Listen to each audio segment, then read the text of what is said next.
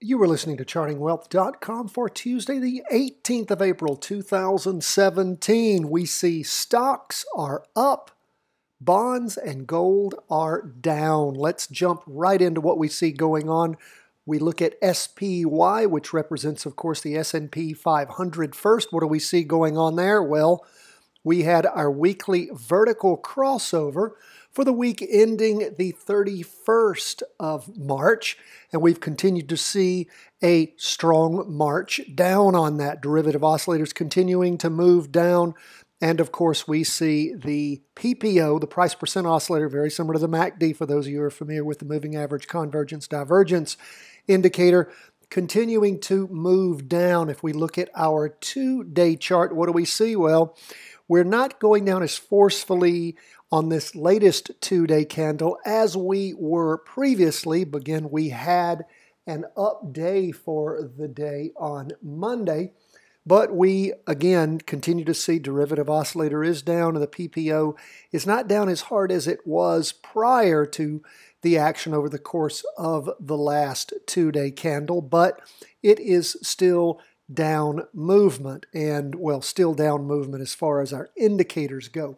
For the record, the S&P 500 up 0.89% for the day, and we're continuing to watch this as that big wave, that is the weekly crossover, continues to push that market down. Slid sideways for a while and then dropped down strong on that 2-day candle ending on Thursday the 13th. So again, this is just the first day of the latest 2-day candle. We'll see what happens on Tuesday throughout the day and see if the market continues on its downward trajectory, even though Monday, after that long Thanksgiving holiday, was an update for the market. Let's go back to that weekly chart and jump right into the Qs.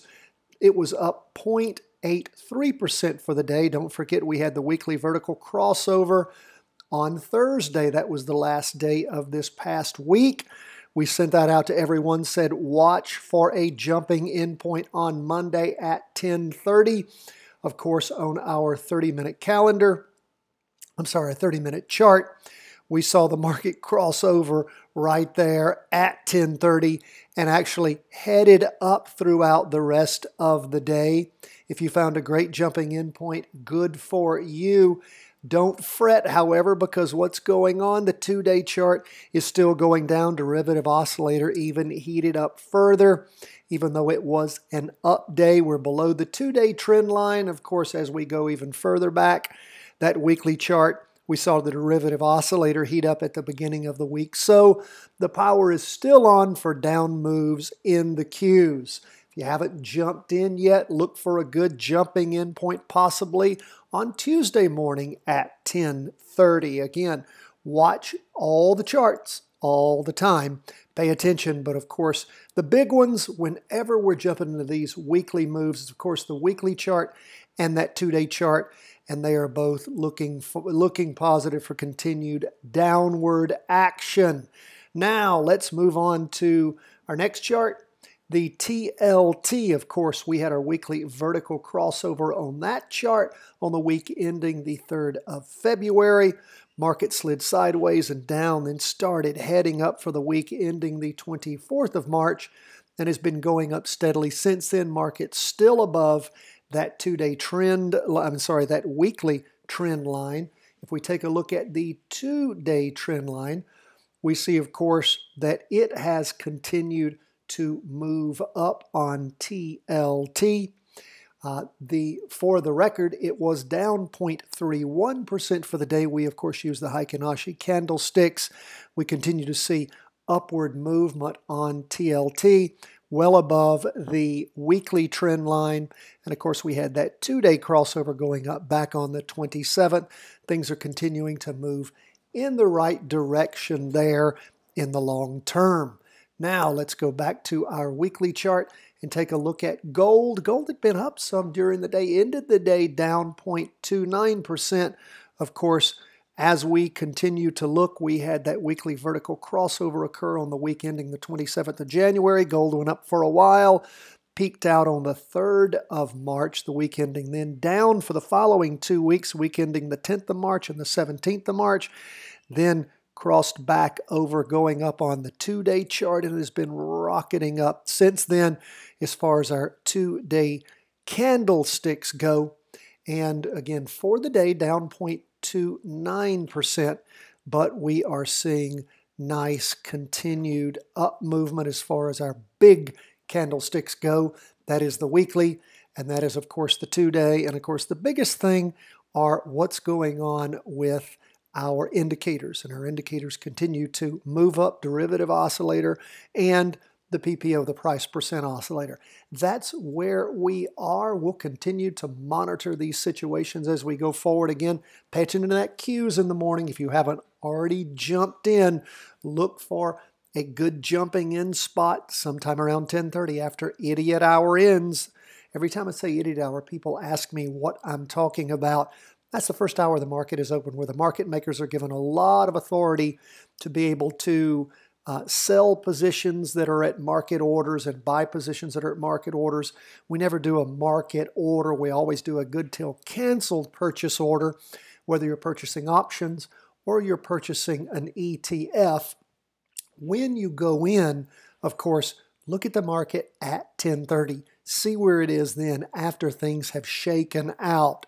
10:30, we continue to find to be the best time to jump in to a weekly vertical crossover position. Now, again, we're not giving trading advice. We're an education firm. We're not a stock calling service. You don't pay us anything. We don't give you stocks to buy or positions to buy or ETFs to buy. We want you to practice with us, work to read these charts, to figure out how to read them, how to jump in and out of purchases and sales in virtual ETFs. How do you do that? Go to the online, or any of the online brokers, set up your own virtual trading account for free, become a virtual millionaire, and then see if you can become a multimillionaire. When you manage to do that, then maybe you know what you're doing, and you might want to consider using your own money to make your own decisions about how to become wealthy in the market. But we are not here to give you that advice. We're here for educational purposes. God bless you. Take care. We love to hear from you. You can write a CW at chartingwealth.com. That's CW as in Charting Wealth. CW at chartingwealth.com. If you're not already signed up for our daily podcast, we also have a weekly review and forecast that we send out too. All you got to do is go to chartingwealth.com. When you sign up, you put in your first name and your email address. We will immediately send you the latest video podcast that we've done for our market review for that day. You'll also get with it links to our daily market worksheet, our weekly market worksheet, our how to read a stock chart video, and you'll get the layout that we use at freestockcharts.com and how to set that up. It's easy. Just push a few buttons and everything starts working. That is what we use. We love freestockcharts.com and TC2000. Thank you so much for being with us. Let us hear from you. Please go to all of the different social media sites. We have Charting Wealth at Facebook, Instagram, YouTube, and what am I leaving out? Oh, iTunes. Please go there and subscribe. So we appreciate you. Hope you appreciate us. I might have left out Twitter. We're also there. All the best from chartingwealth.com.